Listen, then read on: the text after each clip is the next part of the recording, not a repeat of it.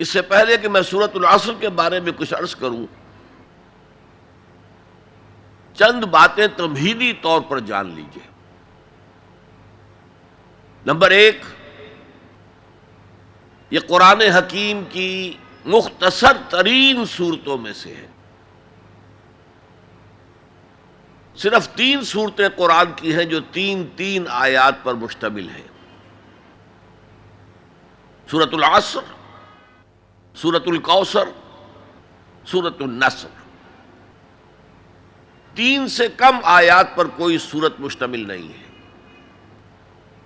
تو 3 سب سے چھوٹی صورتوں میں سے ایک سورۃ العصر ہے۔ نمبر 2 یہ کہ یہ قرآن حکیم کی اولین صورتوں میں سے ہے۔ قرآن کا اسلوب یہ ہے جو سورہ ہود میں بیان ہوا، کتاب احکمت آیاتہ ثم فصلت من لدن حکیم خبیر۔ یہ ایک ایسی کتاب ہے کہ جس کی آیات پہلے محکم کی گئیں اور پھر ان کی تفصیل بیان کی گئی اس ذات کی طرف سے جو حکیم اور خبیر ہے۔ ابتدا میں قرآن مجید کی چھوٹی چھوٹی صورتیں، لیکن یہ چھوٹی چھوٹی صورتیں مضامین کے اعتبار سے، حکمت کے اعتبار سے، ہدایت کے اعتبار سے اس محاورے کے مانند ہے کہ دریا کو یا سمندر کو کوزے میں بند کر دیا جائے۔ تیسری بات یہ کہ یہ قرآن حکیم کی جامع ترین صورت ہے۔ میرے انداز بیان کو پہچانیے، پہلے میں نے کہا یہ قرآن مجید کی مختصر ترین صورتوں میں سے ایک ہے،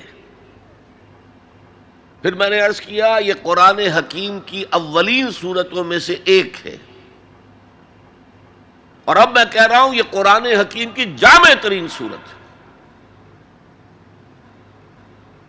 قرآن مجید کا موضوع ہے ہدایت۔ الف لام میم ذالک الکتاب لا ریب فیہ ھدی للمتقین۔ رمضان مبارک کی عظمت کے بارے میں بیان کیا، شہر رمضان الذی انزل فیہ القرآن ھدی للناس وبینات من الھدی والفرقان۔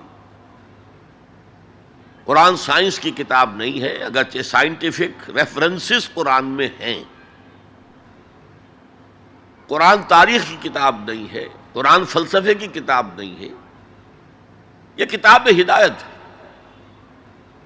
فکری ہدایت، عملی ہدایت۔ اور وہ ہدایت جو ہے اس سورہ مبارکہ میں مختصر ترین الفاظ کے اندر سمو دی گئی۔ چنانچہ میں یہاں آپ کو امام شافعی رحمۃ اللہ علیہ کے 2 قول سنانا چاہتا ہوں جو اس سورہ مبارکہ کے بارے میں ہے۔ آپ نے فرمایا لو تدبر الناس هذه السورة لوسعتهم۔ اگر لوگ صرف اس ایک سورت پر تدبر کریں، غور کریں، سوچیں، فکر کریں تو یہ ان کی ہدایت کے لیے کافی ہو جائے گا۔ اس سے بھی زیادہ بڑا قول جو مفتی محمد عبدہ نے اپنی تفسیر پارہ عم میں بیان کیا ہے، لو لم ينزل من القرآن سواها لکفت الناس۔ اگر قرآن میں سوائے اس ایک سورت کے اور کچھ نازل نہ ہوتا تب بھی لوگوں کی ہدایت کے لیے کافی تھی۔ اسی جامعیت کی بنا پر صحابہ کرام کا ایک طرز عمل امام راضی نے لکھا ہے، کان الرجلان من اصحاب النبی صلی اللہ علیہ وسلم اذا التقیا لم يتفرقا حتى يقرأ احدهما على الاخر سورة العصر ثم يسلم احدهما على الاخر۔ نبی اکرم صلی اللہ علیہ وسلم کے صحابہ کا معمول تھا کہ جب وہ باہم ملاقات کرتے تھے تو اس وقت تک علیحدہ نہیں ہوتے تھے جب تک ایک دوسرے کو سورۃ العصر نہ سنا لیں۔ اس کے بعد وہ پھر سلام کرتے تھے اور اپنے اپنے راستے پر چلے جاتے تھے، یعنی تذکیر کے لیے، یاد دہانی کے لیے۔ ہدایت کے جملہ مراحل کو واضح کرنے کے لیے ایک ایک لفظ میں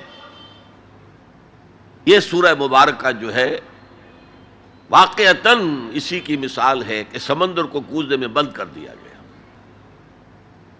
ایک اعتبار سے یوں بھی کہا جا سکتا ہے کہ یہ قرآن حکیم کے مضامین کا انڈیکس ہے۔ قرآن میں کچھ تاریخی واقعات بیان ہوئے ہیں،